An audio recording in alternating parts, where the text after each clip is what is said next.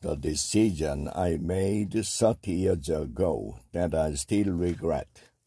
What was email but the chance for more friends, more love, more work? T.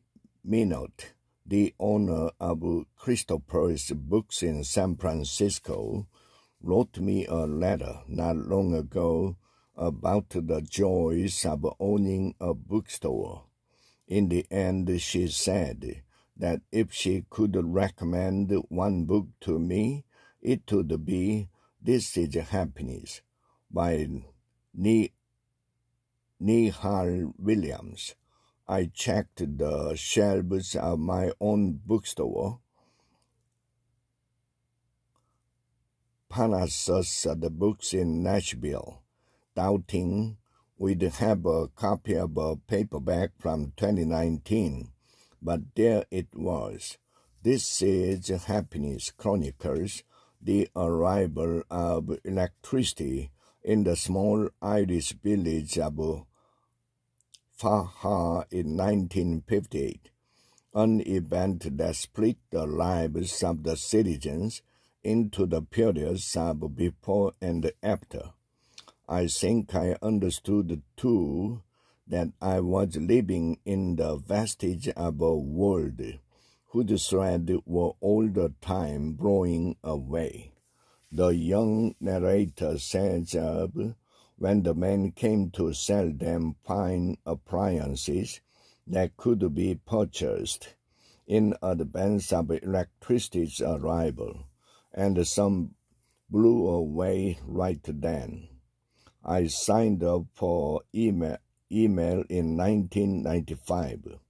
I remember the efficiency apartment I was living in at the time, and the terrible desk from Office Depot I'd put together myself. The server was AOL, and when I wanted to check my account, I unplugged the jack from the back of my landline and plugged it into the modem, waiting for the dial-up. For most of my friends' email came after cell phones, but I didn't have a cell phone. Cell phones were the worst idea in the world as far as I was concerned. My stepfather had made my mother carry a pager when I was growing up, and when it beeped, she had to find the payphone and see what he wanted. What he wanted was to know where she was, a bad habit that intensified after cell phones came around. Cell phones were a means of making a person trackable. I wasn't falling for that. The few flip phones I've had in my life died ignoble, uncharged desks in the backs of dresser drawers. For a while I had a phone the size of a credit card that served as the GPS for my car, but whoever broke into my car took the phone, so that was that. I wished the person luck trying to figure it out. Email was a different story.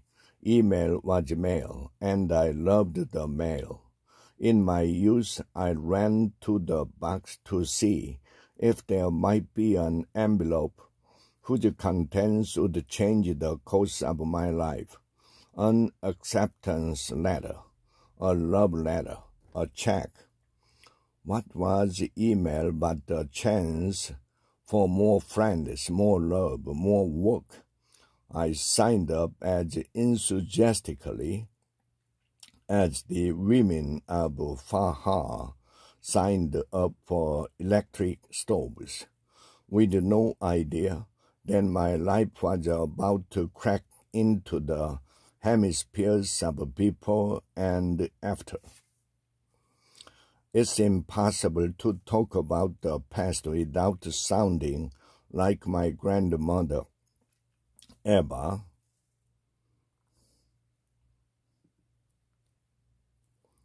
She told me she wasn't allowed to serve a slice of cheddar with apple pie when she was a waitress in Kansas because her boss told her it was against the law to serve a slice of cheddar on apple pie.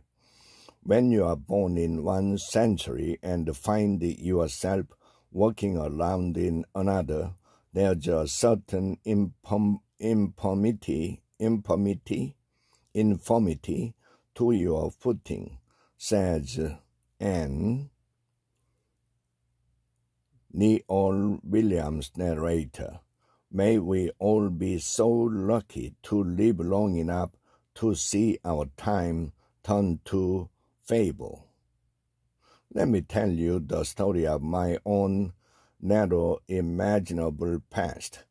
I wrote my first novel at the Fine Arts Work Center in Provincetown, Massachusetts, in the winter that finished up 1990 and began 1991. There was no internet, and none of us had cell phones or television.